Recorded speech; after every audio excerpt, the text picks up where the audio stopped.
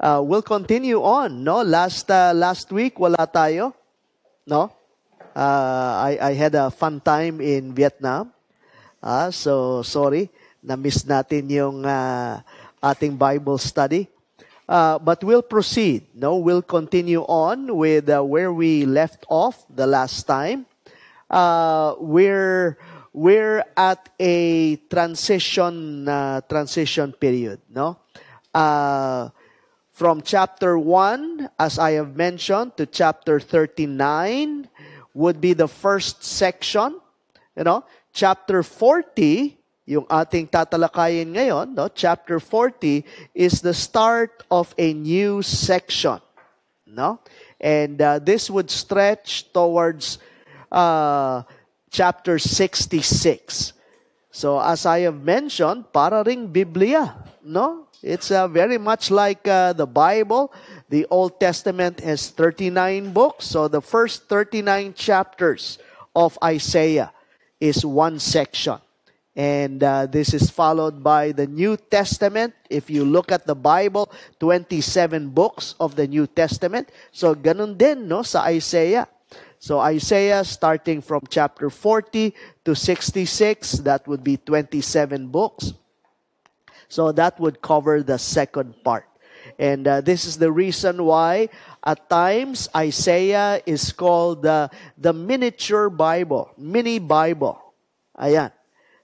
So that's a fine way, a good way of trying to understand the structure of the book of Isaiah. So sisimulan natin ngayon with chapter 40. But before we do so, maganda i-reviewin natin, no, yung chapter 38 to chapter 39. That's what we have covered the last time, and we encounter some narratives in that section. So hopefully the discussion questions would help us in recalling to mind yung ating mga napag-aralan. So let's pray. Our dear Father, we thank you and acknowledge you for your presence in our midst. Each time that we open your book, we know that you are present. And our heart's desire is to become more intimate with you, to know you more in a special way, a more personal way. Speak closely to our hearts, we pray. We ask, Lord, that your Holy Spirit would guide us in our attempt to understand this portion of Scripture. And may it have a transforming effect in our lives. Make us more and more like Jesus Christ in every way. These things we pray in Jesus' name. Amen. So the last time, we covered Isaiah. That would be chapter 38 and 39, part of a narrative. Sabi dito, the first question that we see, God's mercy in answered prayer. In Isaiah chapter 38, God extends Hezekiah's life. Naalala niyo yun? May extra, how many years? 15. There you go. Hezekiah's life in response to his prayer. Nanalangin siya. Pahabain mo. Kasi papatayin na siya ng Panginoon. So what does this teach us about the relationship between earnest prayer, God's sovereignty, and His mercy? Any thoughts on that? No? Let me rephrase that a bit. No, here's an issue that comes up every time that we talk about the sovereignty of God. Ang issue ay ba't ba tayo mananalangin pa? If God is such a sovereign God and He has a plan and His purposes cannot be thwarted, why pray at all? So something to think about that is very much related to this item, to this question here. First question. So any thoughts on this? Share your thoughts. Yes. When you have faith in God, when you have faith in God, prayer, sovereignty, and His mercy are interrelated. Mm-hmm. How? When you pray to God, you know that He is sovereign, that He's in control, that you surrender everything to God. Mm-hmm. Whatever His decisions are to your praise, whatever His response is, God's response, is you accept it as His will for pointing to God's glory. Amen. Yes. Amen. That's a very practical way of looking at things, no? Niyayakap natin, no, yung will ng Panginoon. So when we pray, inilalatag natin sa will ng Panginoon. Lord, I mean, we don't resent it when God says no to our prayers, no? Because we know that He has better plans, right? So that's one way of looking at it. Other thoughts? God uses prayer to fulfill His plans. There you go. There you go. You know, yes, God is sovereign. And at the same time, He commands us to pray. Doesn't He? Di ba? So, minsan hindi natin ma-reconcile yung dalawa. Pero maganda yung sinabi ni Rupert, no? Na God, in His sovereignty, makes use of our prayers in order to accomplish His plans and His purposes. Di ba? So, I hope we see that. No? I hope the sovereignty of God ought not to discourage us in prayer. Minsan sasabihin natin ay, sovereign naman si God eh. Di ba? Why pray at all? So, we see it as kind of a discouragement in prayer when it shouldn't be. It shouldn't be if you look at Rupert's perspective, no? That God uses our prayers in order to accomplish His plans. Di ba? Other thoughts? Yes.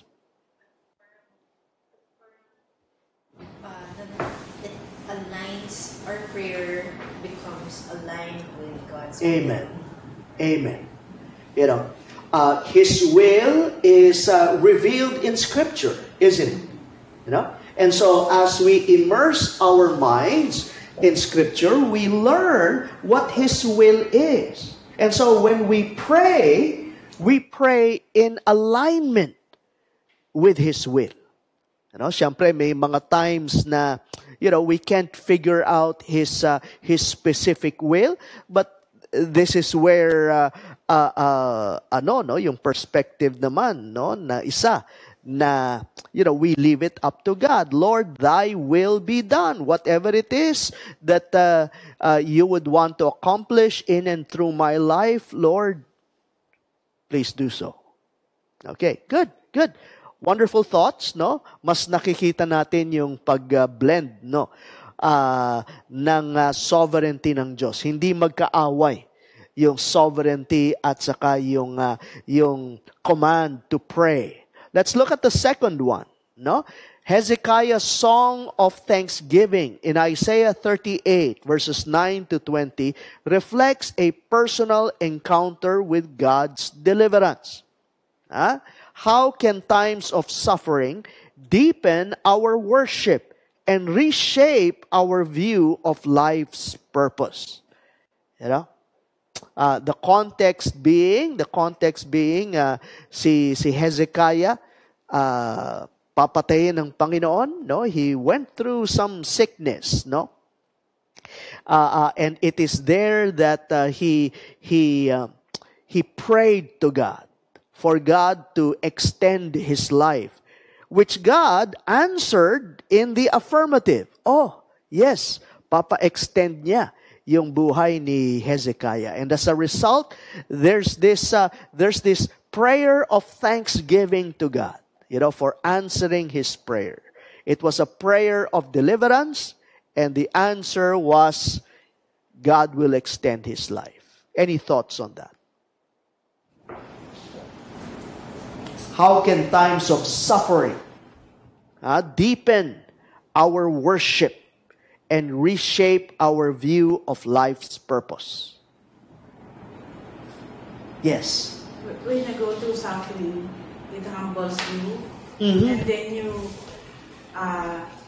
your focus would be shifted from your problem to God, Amen. and that when you overcome those suffering to God's help, you will not appreciate every little thing in your life na parang, halimbawa pagka masakit ang tuhod mo, masakit ang tuhod mo, mamawilis mo, sabi mo, buti na nakakalakad ako ng mabilis, Oh. pero noon hindi ko na-appreciate yun. Oh.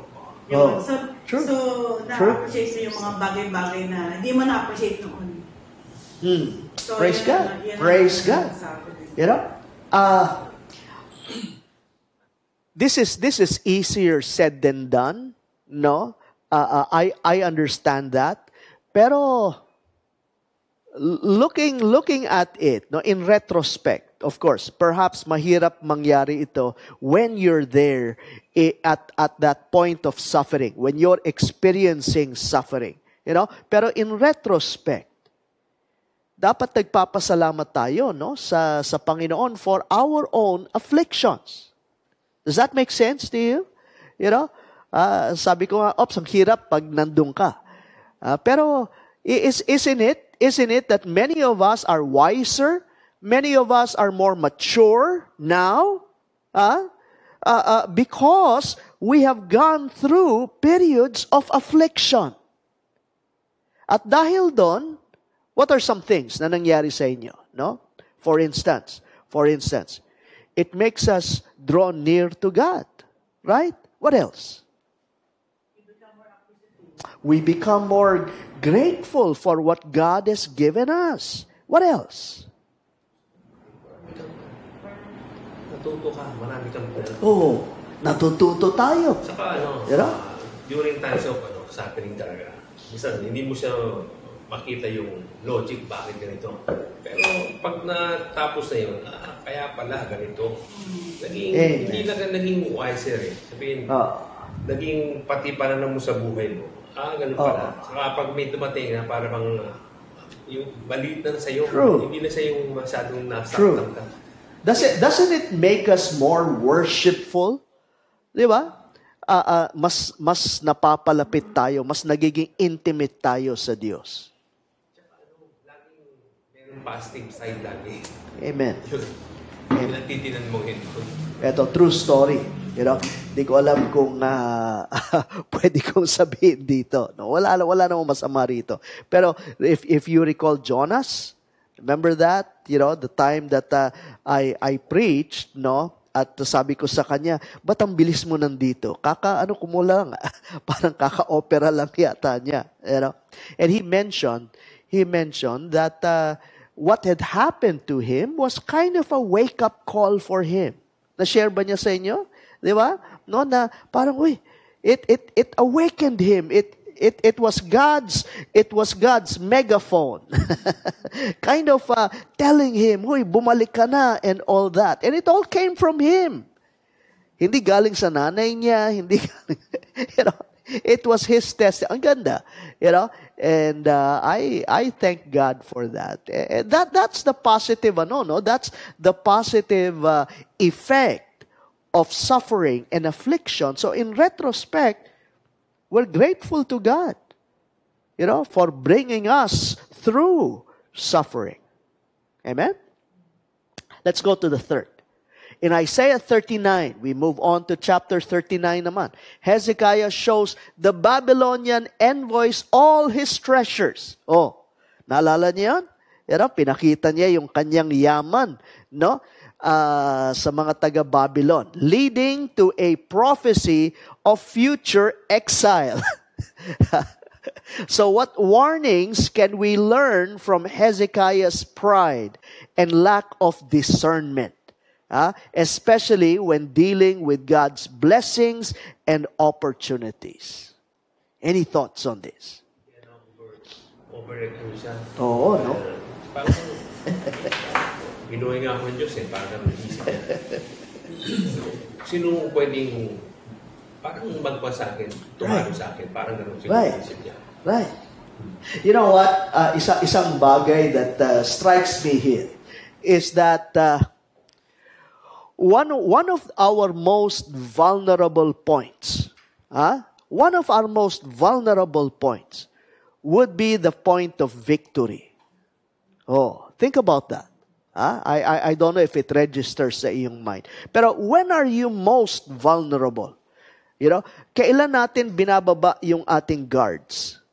Isn't it when, you know, we're spiritually high? Si Hezekiah, pinagaling siya, tapos yung mga Babylonian envoys na ano raw nila, nabalitaan daw nila na nagkasakit si Hezekiah, you know, at binisita, you know, si Hezekiah and all that, not knowing that meron palang intention, no, ang mga Babylonians. So what I'm saying is that at that point, Hezekiah was most vulnerable.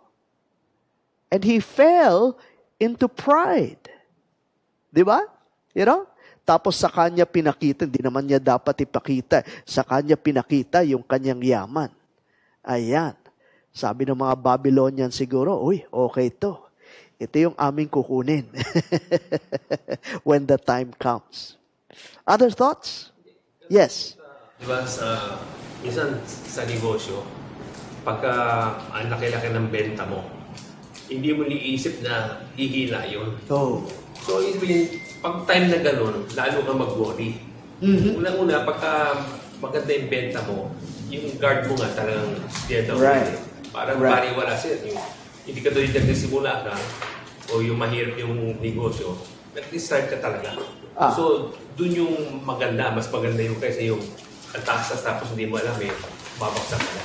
Right. Yun ang paghahandaan. Right. Oh. So may mga ano tayo, siguro one of the applications here would be to understand kailan ba tayo most vulnerable. Diba? Kailan ba? Kailan ba natin usually binababa ang ating mga guards? Diba? Yes, ma'am. Actually, this would point to the second question. Since the prayer was answered, Yes. then there's actually a two-way. Either you become worldly or you become godly. But when you become godly, there's a tendency to be puffed up. And then when you get puffed up, syempre kasi True. that's what we call victory. Victory in Christ. But when we don't control it, when we don't seem to know how to control ourselves from being too happy, and yung nangyayari, we show off. Which tells me, I personally, gusto ko lang i-share sa inyo, no? Let me jump off from what you mentioned, no? Satan can use anything, right? Satan can use anything. He can make use of our defeats, our disappointments. He can also make use of those points of victory. Kung kailang high na high ka spiritually, o kaya galing ka sa camp, you just committed your life or recommitted your life to God. You know, remember that time, no? Uy, and that becomes a vulnerable position, no? Which Satan can use also for our own detriment. Diba? Other thoughts? Yes. I think there's also the aspect of whenever all is well or whenever you overcome something, tendency for us is because of our human nature, pride sets in, where you feel that all of those things are from your own effort. You always tend to think it's all me, and you forget about God.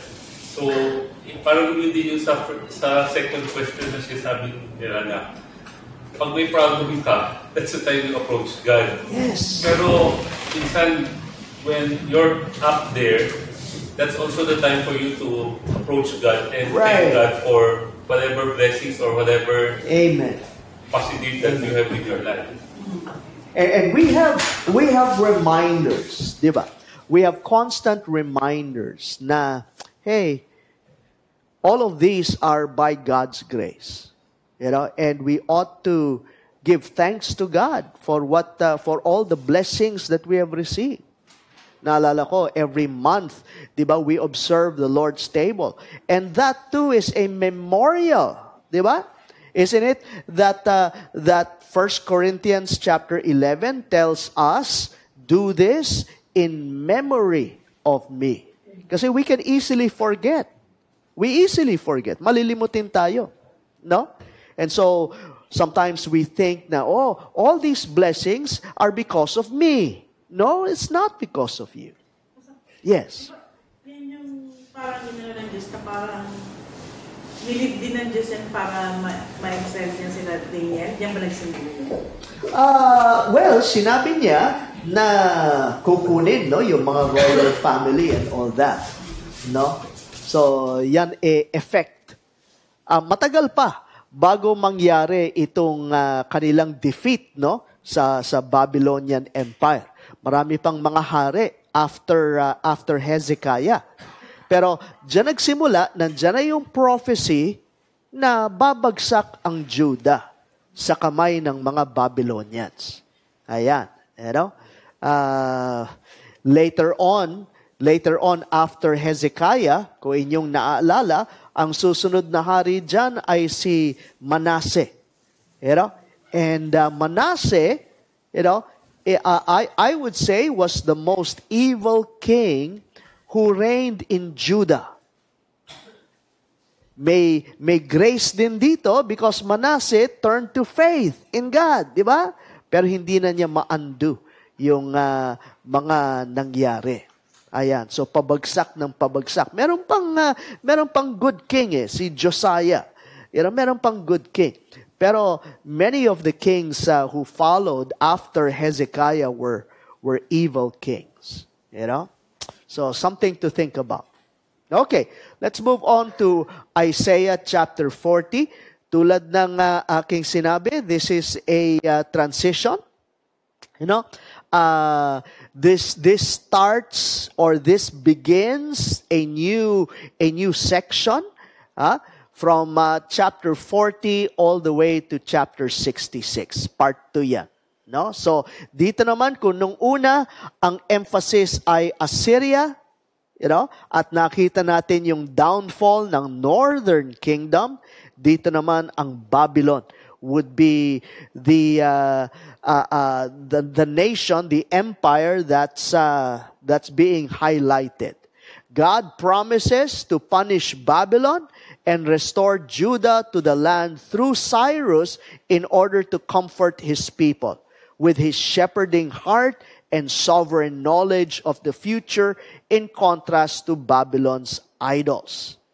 Kung i-compare natin, makikita natin, sabi ko nga, Assyria, the empire would be emphasized in the first part. Babylon is emphasized in the second part.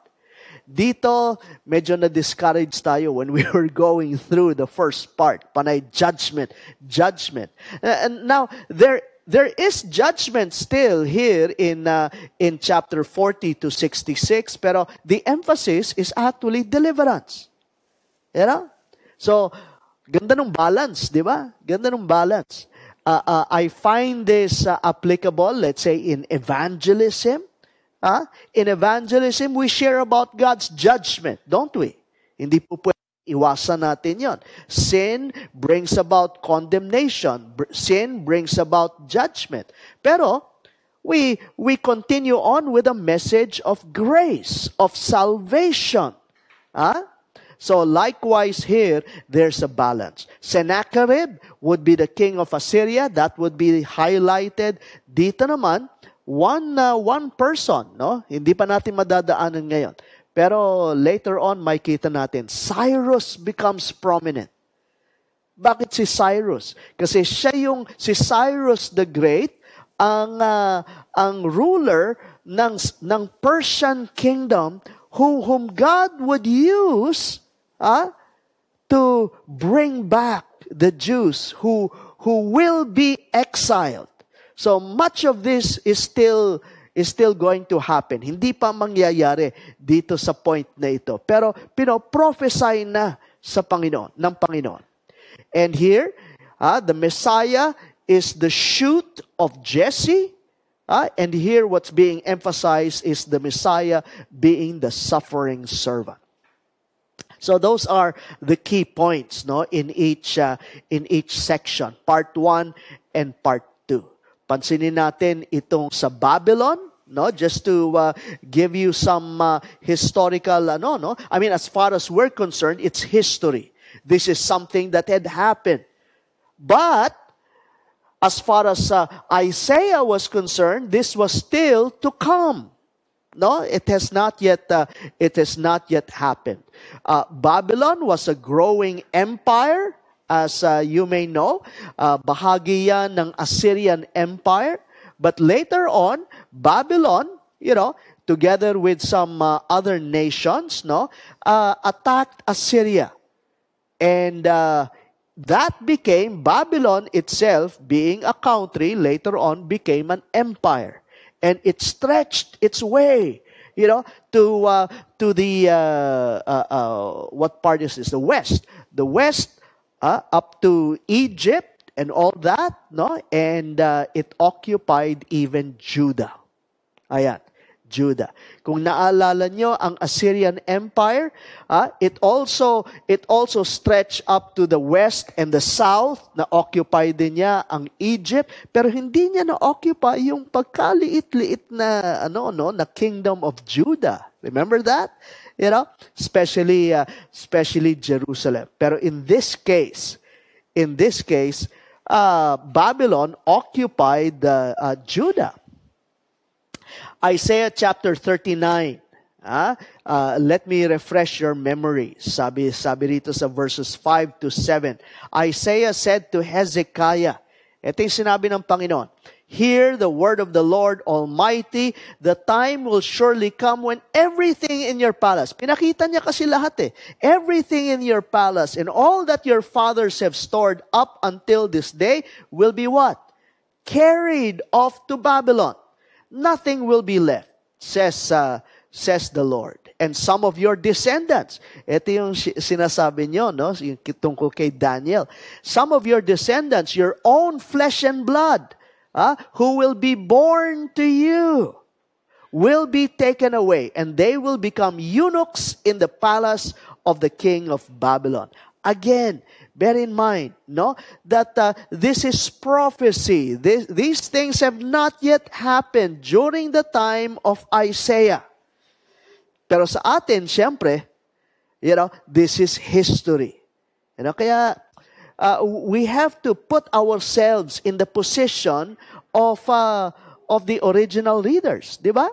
Para namang magkaroon ng effect sa atin. Kasi sa atin, ho-hum, that's a done deal. Pero ito hindi pa nangyayari. Hindi pa nangyayari. And this is being prophesied. So, here are some pictures, Babylon, the Babylonian force, the army of King Nebuchadnezzar attacking Judah, coming down from the northeast, going down south, in order to besiege Jerusalem. Ayan, makikita natin yung forces, na surrounding the city of Jerusalem. Very much like yung ginawa rin ng mga Assyrians. Pero pinatay sila lahat ng Panginoon. Remember that? 185 Assyrian soldiers, killed in one night. Pero in this case, ginamit ng Panginoon ang Babylonians in order to defeat His own people. So, yan, makikita natin yung pagbesiege ng whole city of Jerusalem. Nandiyan na yung gutom, for many months, na-besiege sila. So there was no way for them to get food. And so many were starving, Some even opted to eat their own dead. So may cannibalism na dyan, na siyang nangyayari. Ayan. And nangyari nga, nalusob na, na-occupy ng mga Babylonians yung Jerusalem. Take note of the year 586 BC. Now 586. May 3 waves of attacks sila. 3 waves of attacks. Yung unang wave, si Daniel, si Daniel na exile. Second wave, si Ezekiel na exile. Sa third wave, 586 BC, nang sinira yung city of Jerusalem. And their temple, the center of the religious life of the Jews, yung temple na yan ay nasira. And even the walls of Jerusalem, were all, talagang ang gusto ni Nebuchadnezzar ma-annihilate yung mga tao, masira ang legacy ng mga Hudyo. And that took place 586 BC. And some of the survivors were exiled and brought to Babylon, away from their land. Nangyari ito, hindi sila dahil mahina. Not because they were weak militarily. Pero they disobeyed God, they transgressed the covenant, and as God had promised in the Mosaic covenant, they were defeated by their enemies, and the ultimate curse is that of exile. So na-exile sila. So that all happened 586 BC. So far so good, and makita lang natin yung nangyari. Chapter 40, if we're going to summarize that chapter, God's majesty and gentle shepherding of Israel comforts His people, since the nation will have suffered enough for her sin by the end of Judah's exile in 539 BC. Okay? Let's proceed to the text itself. Maganda yung simula. As I've mentioned, in the first part, the emphasis is judgment. But in this part, God comes to Judah with much kindness. There is tenderness sa pagdeal with sa Judah. Comfort. Notice there. Comfort my people, says your God. After the discipline that God would inflict on Judah, God is faithful to His promise to give His people a glorious future. So, yes, mangyayari yung defeat. Yes, that's for sure. Pero yet afterwards, God would bring comfort to His own people. And notice how He calls His people. He calls His people, my people. Yes, they were disciplined. Yes, they were disobedient. Pero in spite of their disobedience, ang turing pa rin ng Panginoon sa mga Jews is that these are my people. Even though Judah would suffer exile, they remain my people. God has not abandoned His covenant with them. Understand this. His covenant with the Jews is what? Is an unconditional covenant. So makita natin, God is faithful to fulfill His promises to His people Israel. So far, so good? And so He says here, speak tenderly to Jerusalem.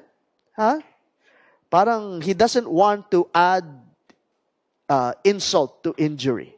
Alam niyang dadaan sa matinding pagsubok ang kanyang mga tao. So speak tenderly to Jerusalem and proclaim to her that her hard service has been completed. And what? I'd like to invite you to read this with me. That her sin has been paid for, that she has received from the Lord's hand double for all her sins. Isn't that interesting? That nagkakasala itong mga tao na to. And what did God say? What did God say? That her sin has been paid for. Oh, Isn't that strange? Huh? The guilt of Israel's sin that led to exile has been atoned for. Now, don't misunderstand. I'd like to clarify. Don't misunderstand. This does not mean Israel earned forgiveness. Minsan akala natin, kasi they will be defeated, they will be exiled, and thus the Lord said, your sins are forgiven because of that. Parang personal atonement, no? Parang penance. Pero hindi. But that God declares this by His grace. Forgiveness is an act of grace by God.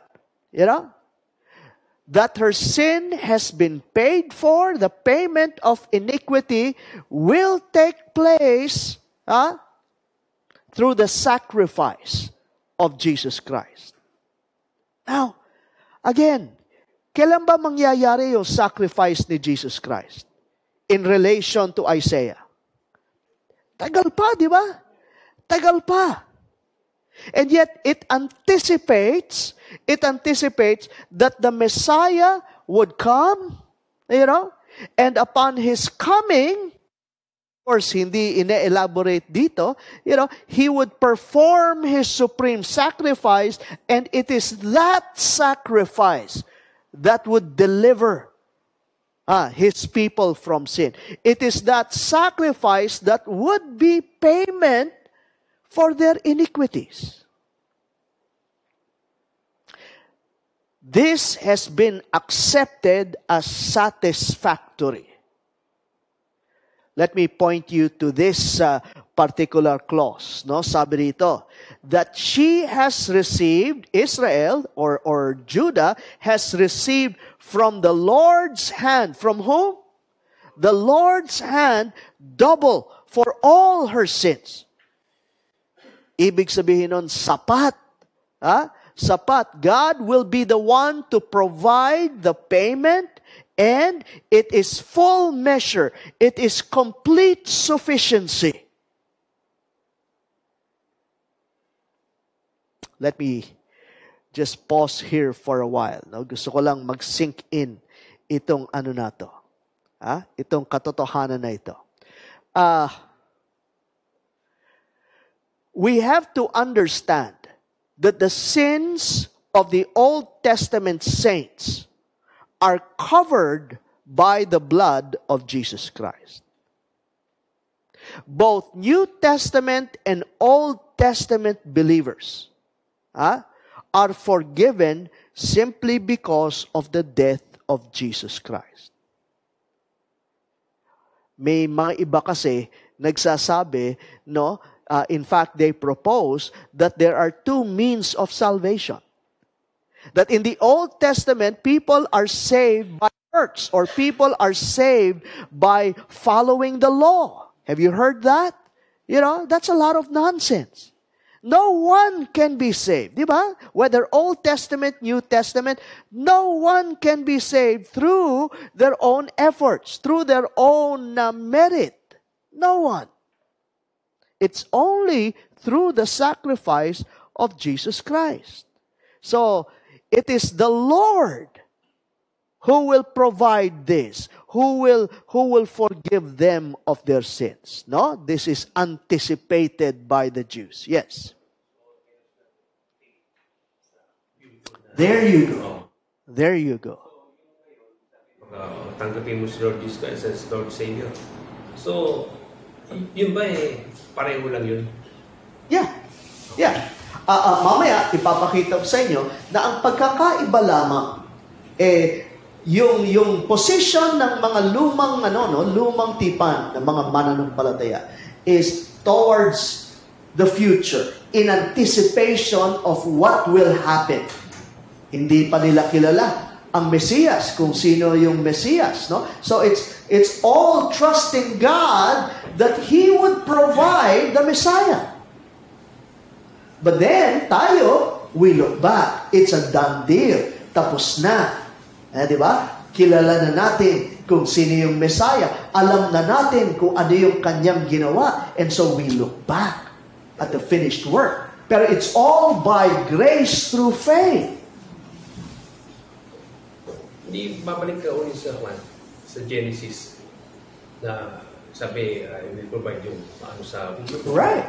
Right, Genesis 3:15. Hindi ba sila naka-angot na doon yung... Of course. Yung nila? Of course. Makikita natin na yung promised Messiah, yung promise ng Messiah, nag-i-increase din in incremental portions. No? In other words, as we proceed from Genesis, simula makikita natin yung unang pangako, Genesis chapter 3, verse 15, may binhi na lalabas, He provides us with more information about the Messiah. Doesn't He? He provides more and more information. Magiging anak siya ni Abraham. Diba? Descendant siya ni Abraham. God promised Abraham that he would have a seed. Diba? And that seed, Paul explains in Galatians, that seed is Jesus Christ. And then later on, we would see, na God promised David that the Messiah, would be from his royal line. Magkakaroon din ng binhi si David. And he would be born in Bethlehem. And, more and more and more information are given to us, about the Messiah. Diba? So the position of the Old Testament saints is all in anticipation. I'm trusting God to provide us, the nation, with the Messiah, who would then forgive me of all my sins. So they were anticipating that. Isaiah chapter 53, makikita natin later on, much later on, as we proceed with the study of the book, Isaiah reveals the deeper truth. The ultimate payment for sin comes not through the exile. Hindi yon ang dahilan kung bakit pinatawad sila sa kanilang mga kasalanan. But it is from the suffering servant who bears the sins of his own people. Remember what it says? Diba? By his stripes, what? We are healed. Yung suffering that was inflicted upon him, we benefit from that. We are forgiven. We are made whole because of that. Tayo yung beneficiaries nung nangyari dun sa suffering servant. No? I hope we see that. Can you help me out here? Yes. Romans chapter 3. Let me come to the New Testament and see the explanation for that. Notice two terms here. One is the term propitiation. Kind of a hard word, propitiation. Propitiation means satisfaction. And he has passed over. I want us to understand that. No? Let me read the whole thing. Whom God put forward as a propitiation by His blood. He's talking about Jesus Christ. Jesus Christ was put forward as a propitiation. Siya lang, yung kanyang sacrifice ang siyang nag-satisfy sa just demands ng Diyos. It's the only thing. The blood of bulls and goats were not able to satisfy the just demands of God. It was simply a temporary covering. But here we see that it was a propitiation. Quite interestingly, the term propitiation is also the term used to describe the upper lid of the Ark of the Covenant. Remember the Ark of the Covenant? It had a lid. At doon, ini-sprinkle ang blood. That lid, how many of you would know what that is called? Anong tawag doon sa lid na yan? Ang tawag dun sa lid na yon, mercy seat. Mercy seat. The same word, propitiation. In other words, pag niwisik ang dugo, satisfied, covered ang ating kasalanan. You know? And with the death of Jesus Christ, with the blood of Jesus Christ, offered to God, God was satisfied. So far, so good. You know? To be received by faith. This was to show God's righteousness because in His divine forbearance, He has passed over former sins. Let me explain that. First and foremost, the term propitiation is satisfaction. His sacrifice satisfied the justice and turned away His righteous anger from us. But the second part, passing over, God had passed over the sins in the Old Testament. Yun ang tinutukoy niya. Merong level of tolerance. Ibig sabihin, nagkasala yung kanyang mga tao, and He passed over those sins. Not ignoring them, hindi niya inignore ang mga kasalanan ng kanyang mga tao sa lumang tipan, but He passed over them because He was waiting for Christ's atoning death. Ano ibig sabihin nun? Ang kamatayan ni Jesus Christ not only covers the sins of the future, the present and the future, but it also covers, ika nga ang tawag dito retroactive. Retroactive.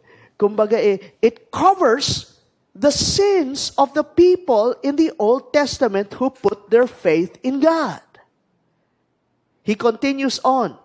It was to show, come on, read this. It was to show His righteousness at the present time so that He might be just and the justifier of the one who has faith in Jesus.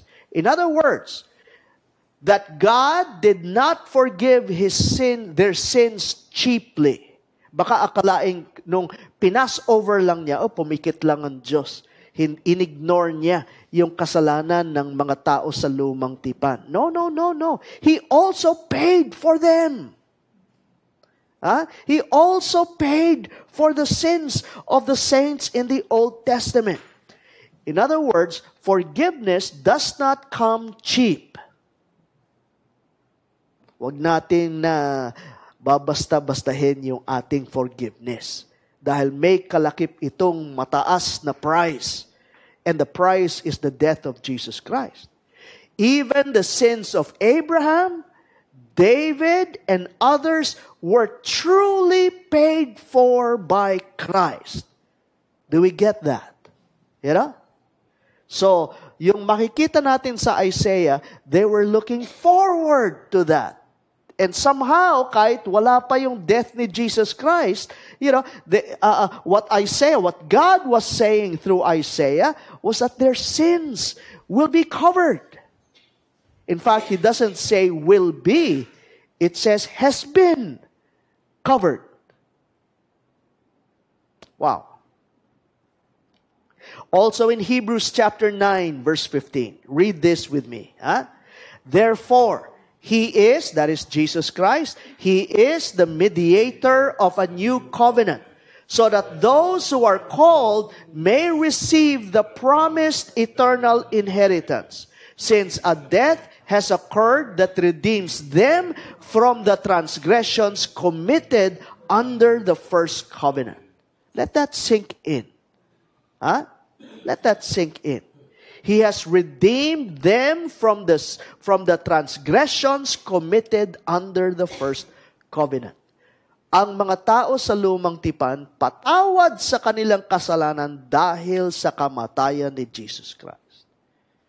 Not because of anything that they have done. Is that clear? Is that clear? I hope that registers sa ating mind.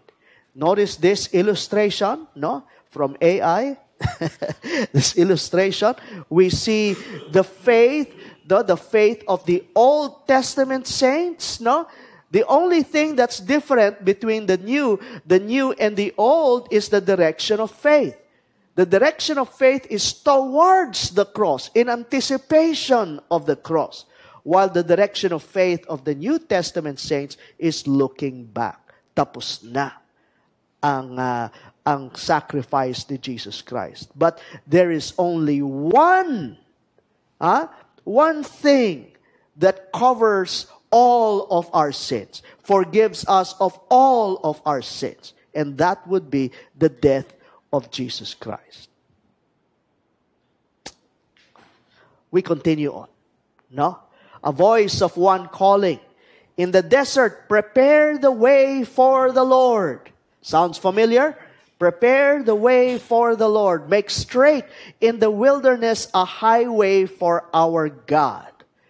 In anticipation of the coming of the Messiah.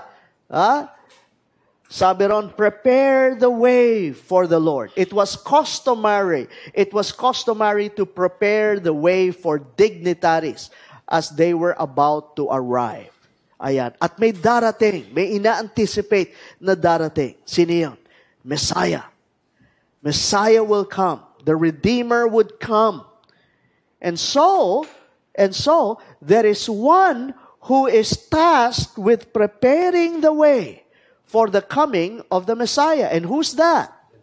Well, we know that to be John the Baptist. Matthew chapter 3, verse 1 to 3. In those days, John the Baptist came preaching in the desert of Judea, saying, how were the people prepared? Repent, for the kingdom of heaven is near. Andito na, papalapit na. This is he who was spoken through the prophet Isaiah. A voice of one calling in the desert, prepare the way for the Lord, making straight paths for him. So, Isaiah himself prophesies how God would pave the way for the arrival or the public ministry of the Messiah. It was John the Baptist who is the fulfillment of that promise. Every valley shall be raised up, every mountain and hill made low. The rough ground shall become level, the rugged places a plain, and the glory of the Lord would be revealed. Now, who is he paving the way for? Who is John the Baptist paving the way for? Jesus Christ, right? Pero interestingly, in Isaiah, notice how he is called. The glory of the Lord. And whenever we see the Lord all caps, what's that? Yahweh. Jesus is Yahweh. You know? The glory of the Lord, the glory of Yahweh will be revealed. And all mankind together will see it, for the mouth of the Lord has spoken. Dito, magkasama yung dalawang advents, both the first and the second coming. You know, the ultimate revelation of God's glory, of the glory of Yahweh, you know, will be seen in the second advent when He returns. A voice says, cry out. Cry out. Verse 6. And I said, what shall I cry? All men are like grass, and all the glory is like the flowers of the field. What's he saying here? What he's saying here is that men are not dependable since they are temporal. Men are like grass, here today, gone tomorrow. Let me rephrase this. Who are you going to trust? Who is worthy of your trust? When it comes to our own redemption, when it comes to our own salvation, who are you going to trust? Men? Here today, gone tomorrow. Di ba? May mga tao umaasa sa ibang tao para sa kanilang sariling kaligtasan. But what's being emphasized here is that men are not dependable. They're temporal. The grass withers and the flowers fall. I hope you find this familiar. This is quite a familiar passage. Because the breath of the Lord blows on them. Surely, the people are grass. They're not dependable. They're temporal. The grass withers and the flowers fall. Read this, please. The final clause. Read this. But the word of our God stands forever.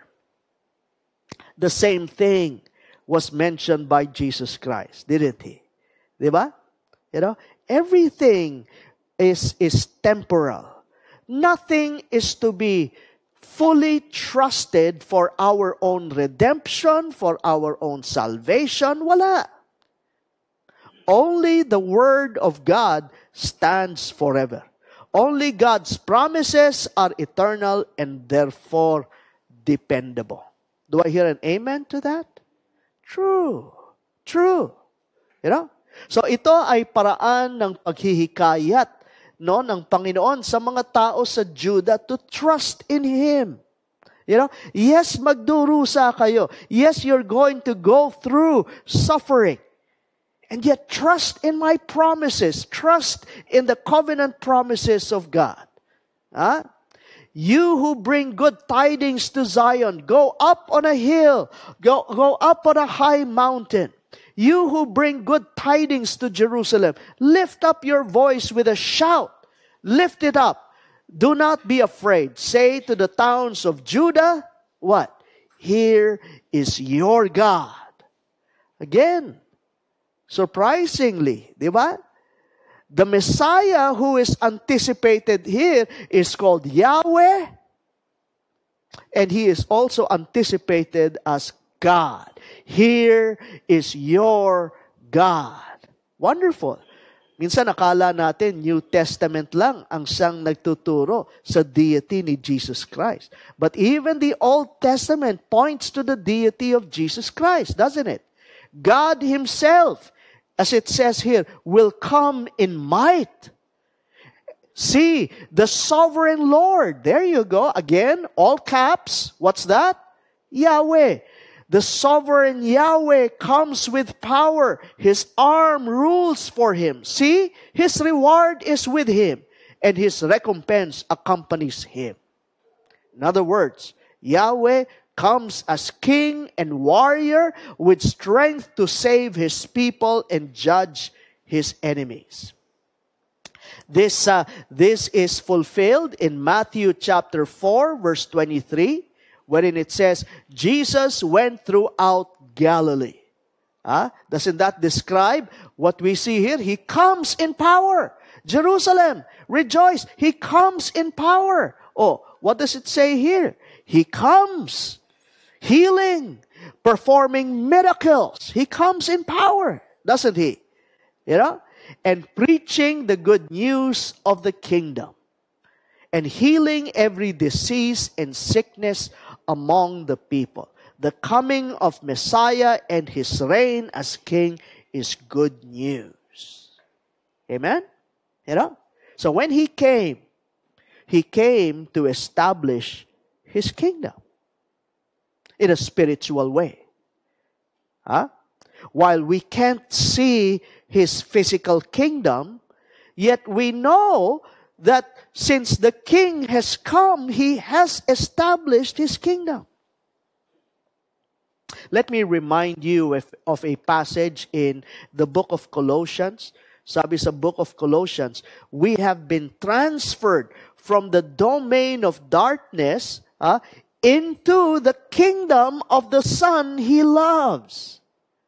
So when we believe in Jesus Christ, we are in the kingdom.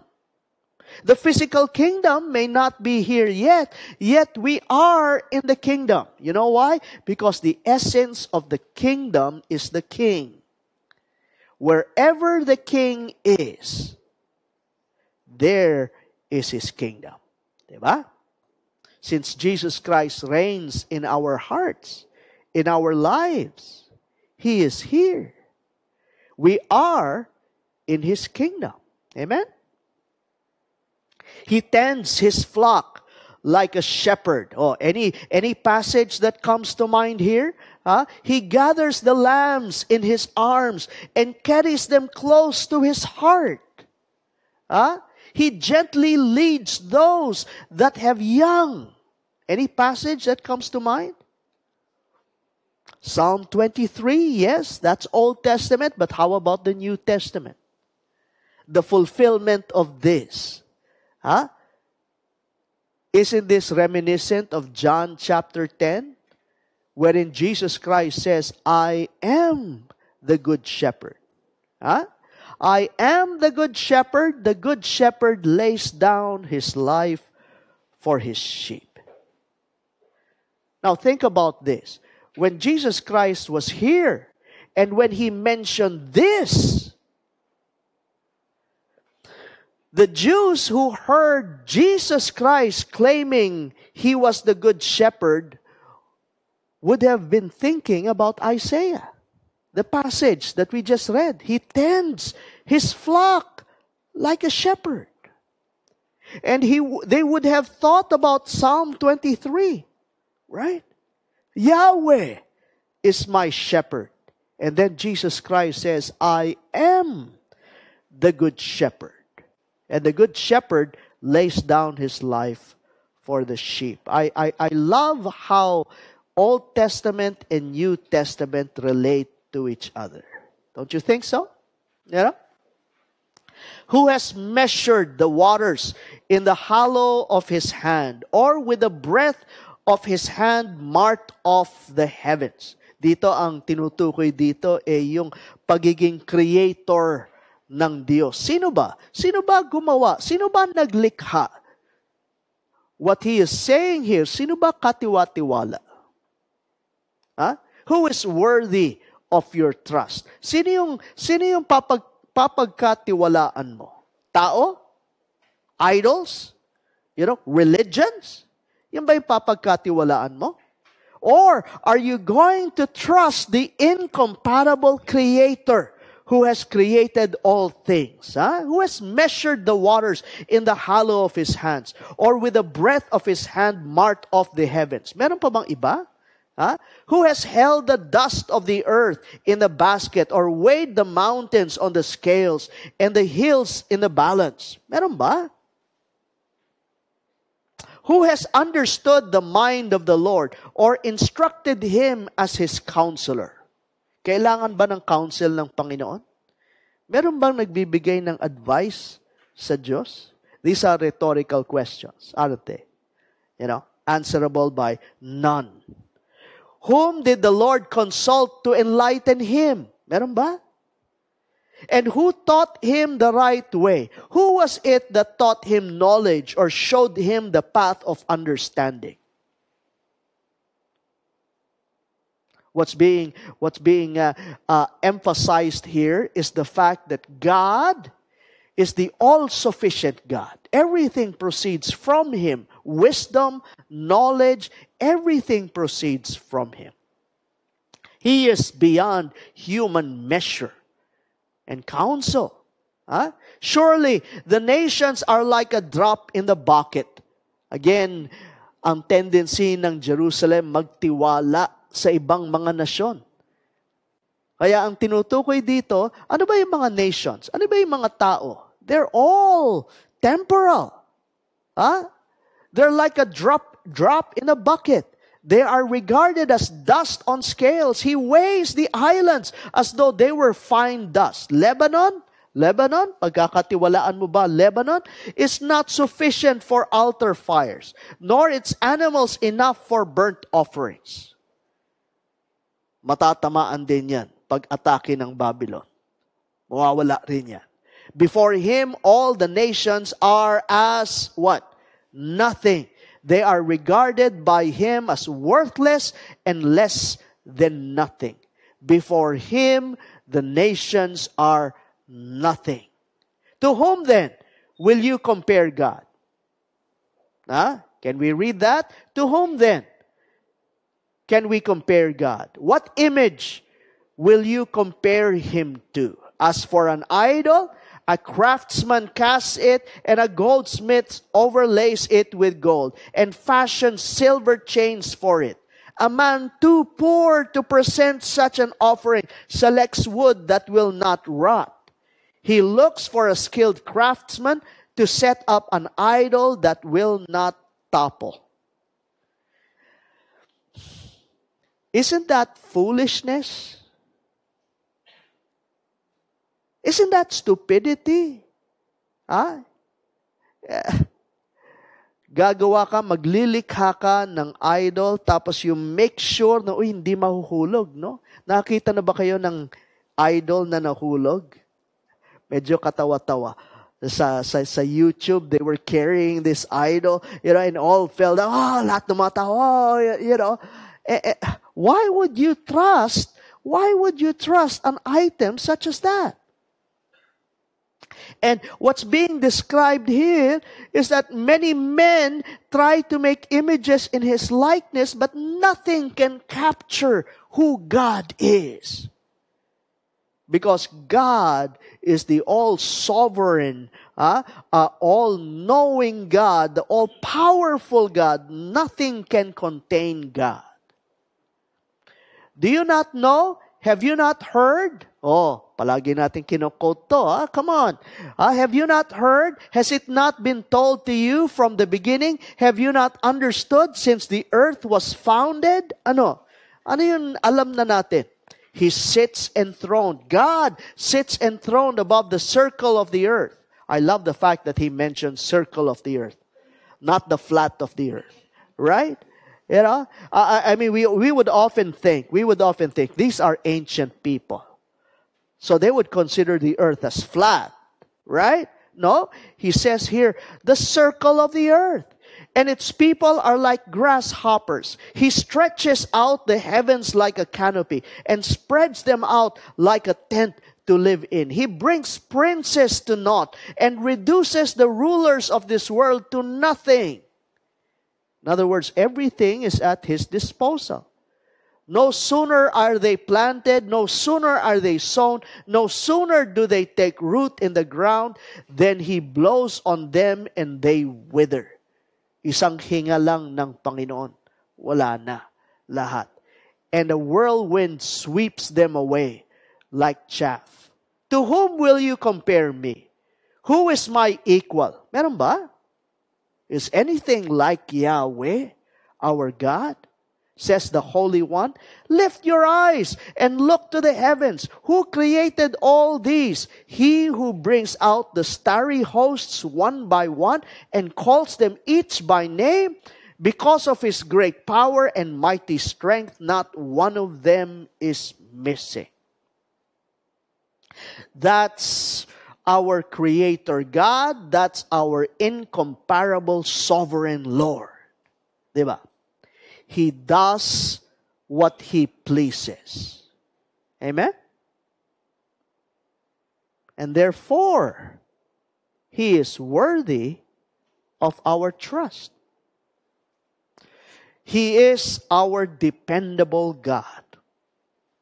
Why do you say, eto may tanong, why do you say, O Jacob, and complain, O Israel? Ano yung complain ng Israel? My way is hidden from the Lord. My cause is disregarded by my God. What's he saying here? Judah was questioning God's faithfulness. And what was he saying? What were they saying? God doesn't see my suffering.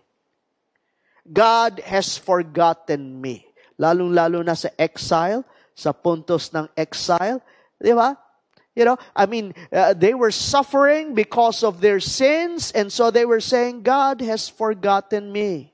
It reflects despair, doubt, especially in exile. It's the cry of someone who feels overlooked and abandoned in their pain. But then, God asks them, do you not know? Have you not heard? The Lord is the everlasting God, the creator of the ends of the earth. He will not grow weary or tired, and His understanding no one can fathom. He gives strength to the weary and increases the power of the weak. Even youths grow tired and weary, and young men stumble and fall. But those who hope in the Lord. This is another term for hope is trust. Another term for trust is faith. Those who put their faith in the Lord will renew their strength. They will soar on wings like eagles. They will run and not grow weary. They will walk and not be faint. This whole chapter is simply saying, God is our dependable God. Siya yung dapat pagkatiwalaan. Nothing else. Nothing else is worthy of our trust. Make sense? You know? Any thoughts? Any questions? Any insights? Insights that come to mind? Bago ko na si Laling.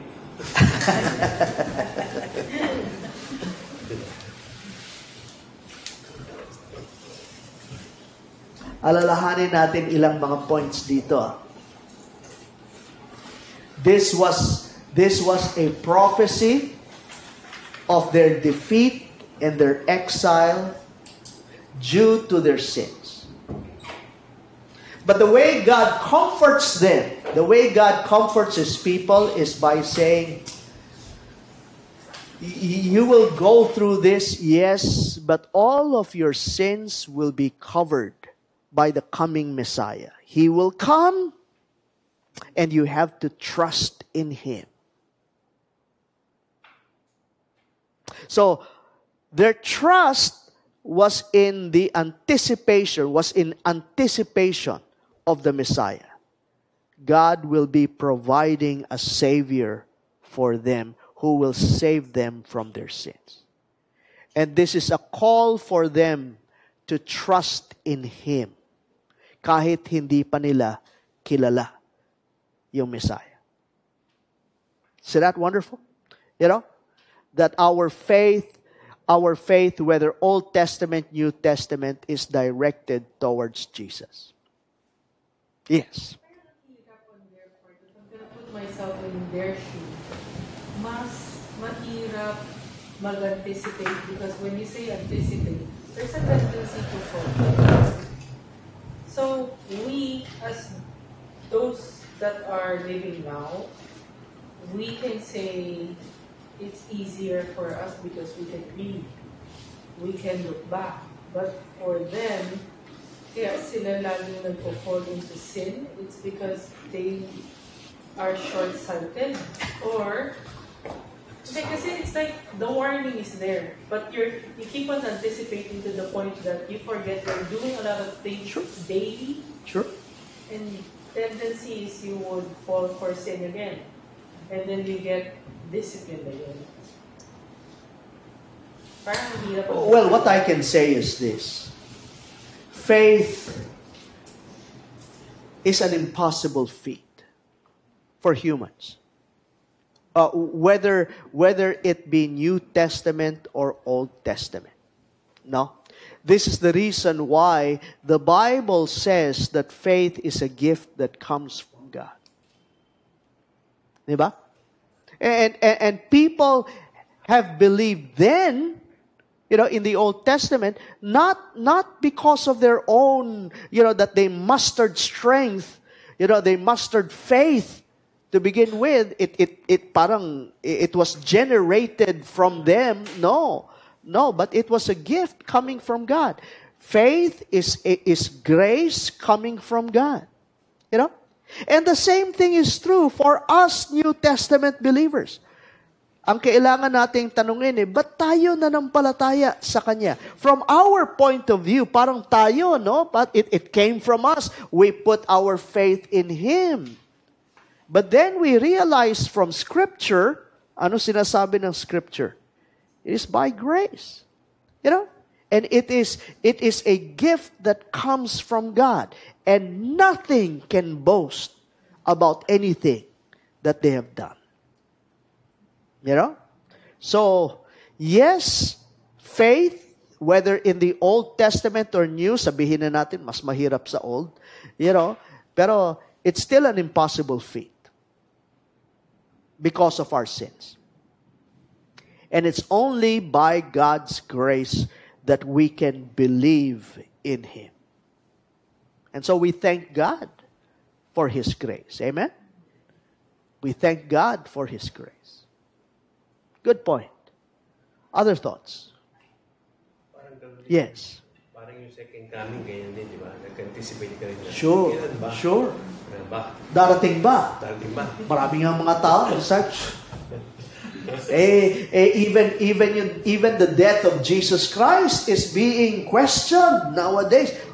Minsan nga, may mga nag-question pa tungkol sa historicity ni Jesus Christ. Was there ever a man named Jesus who has come? What? Even that you doubt it? Di ba? That's quite strange. You know?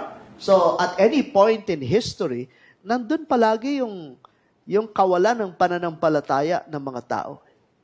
Diba? They refuse to believe. Don't they? They refuse to believe.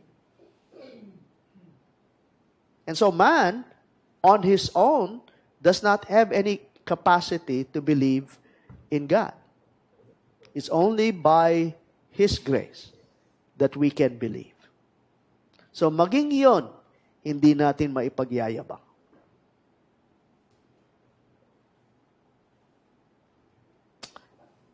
Yes. How many books do they have with them during that time? Good question. You know, Isaiah was in the process of writing his. The Pentateuch already existed during the time of Isaiah, so at least they had that, and they had some of the historical writings. You know.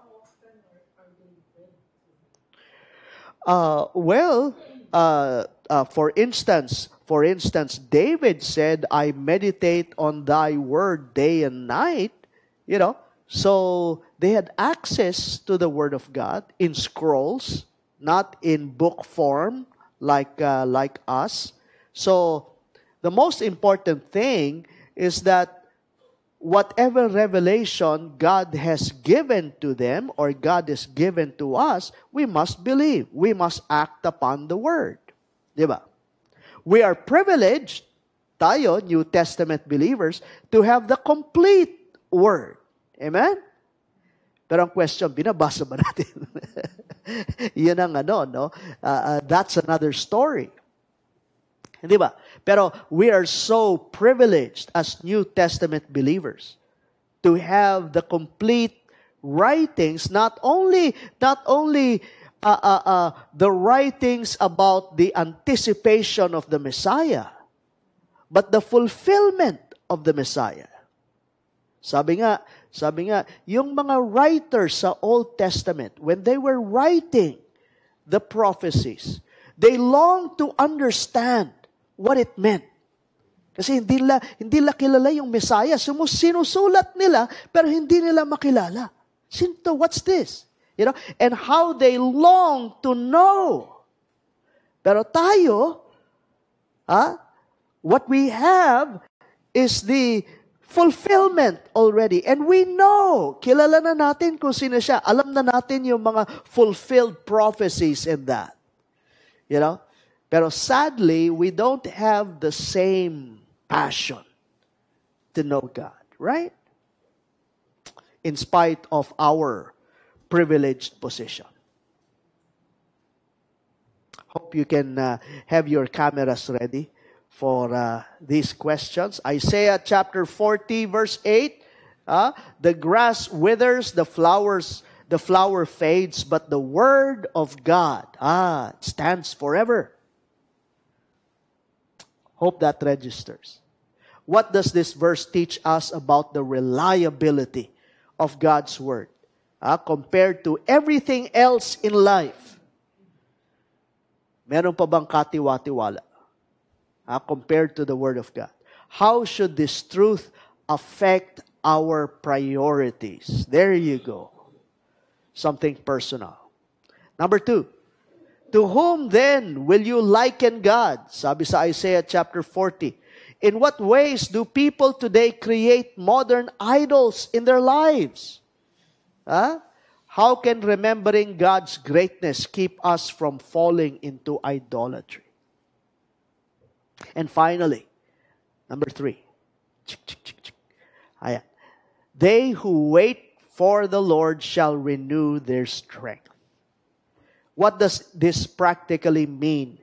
What does it practically mean to wait on the Lord? How have you experienced renewed strength from Him during times of weaknesses? So again, a point of reflection, meditation for us. Okay? Did you learn something tonight? Yeah?